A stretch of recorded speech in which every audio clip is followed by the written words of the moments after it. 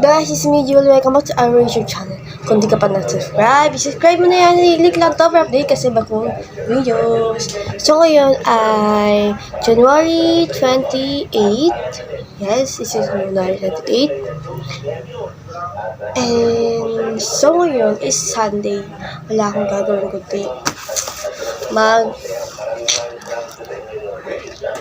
mag-aaral kasi sa 31 yung pasok namin, Charis.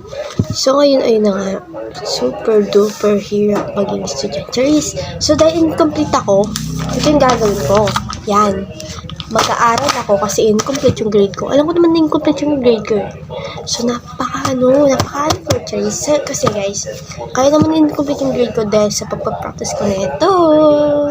Yan, kasama ako sa Sinulog Festival noong January 21 and 22. Ayun, 2 days akong walang tulog, walang pahinga, and then wala masyadong kain dahil din sa pagod ko. Hindi ako makakain kasi bawal lagyan yung kasi umiikot ako. Yun. Bawal ako makabusog, ganun. So, ayun na nga. Normal day lang naman to kasi wala lang, gusto ko lang mag-share. So, medyo maingay kasi yung guardian ng lola ko. So, medyo makalat sa likod ko. Tingnan nyo, diba? Makalat. Kung naninibago kayo sa aking background, pasensya nyo na dahil sa baba ako. Kasi, pag di ba ako bumaba, papagalitan tayo.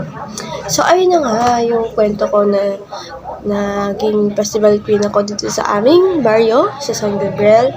Yes. Wala naman kaming kakompetensya. 3 barrio yung pinuntaan namin.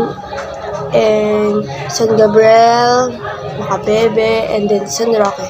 Kung di nyo alam, yung Macabebe is barrio din yon. Ay hindi, buong ano na yun pala. So yun, simbahan. Ay, 3 simbahan yung pinuntahan namin. So, sobrang pagod ko. So ayun naman.